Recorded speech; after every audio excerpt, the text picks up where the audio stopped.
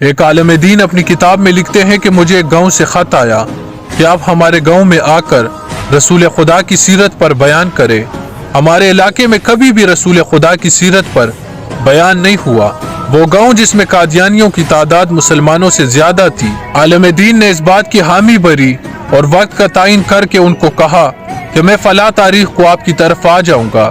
जब आलिम दीन वहां पर गए तो गांव वालों ने आपका इस्तकबाल किया और नजराने के तौर पर आपको एक लिफाफा दिया और कहा कि हम बयान नहीं करवाना चाहते, आप वापस चले जाए। आलिम ने पूछा कि इसकी क्या वजह है।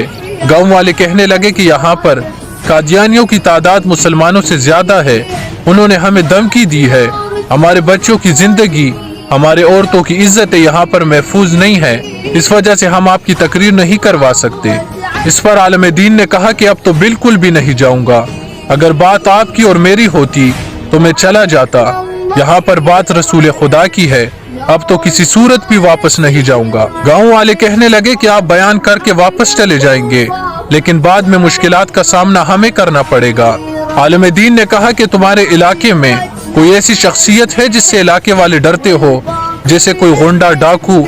ऐसे लोग हर दौर में होते हैं। गांव वालों ने कहा कि हाँ, एक डाकू है जिससे पूरे इलाके वाले डरते हैं। आलिम दीन ने कहा कि मुझे उसके पास ले जाओ।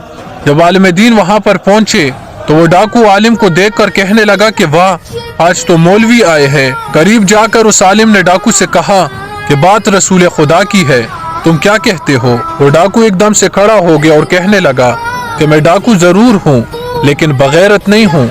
यानी डाकू तो हूँ, लेकिन रसूल खुदा की नामूस का गद्दार नहीं हूँ।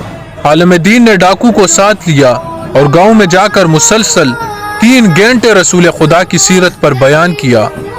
इस दौरान वो डाकू मुसलसल पहरा देता रहा और आखिर में उस डाकू ने बिल्कुल वाज़ेह कहा कि किसी ने भी अगर मुसलमानों की तरफ अपने कदम बढ़ाए तो मैं उसे काट के रख दूंगा। आलिम दीन लिखते हैं कि फिर मैं वहां से चला गया। कुछ महीने गुजरने के बाद एक शख्स हाजिर हुआ जिसके सर पर इमामा और चेहरे पर दाढ़ी और लबों पर सल्ले अला की सदाएं। मैंने उससे पूछा कि कौन हो तुम?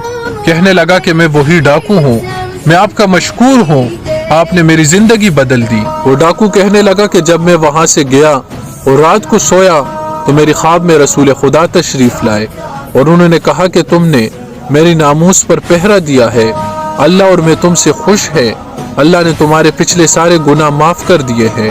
डाकू कहता है कि उसके बाद जब मेरी आंख खुली तो मेरी जिंदगी बदल चुकी थी और अब हर वक्त मेरी आंखों में आंसू ही जारी होते हैं। तो बात सिर्फ इतनी है कि की मोहम्मद से वफा तूने, तो हम तेरे हैं, ये जहाँ चीज है क्या, लोहो कलम तेरे हैं।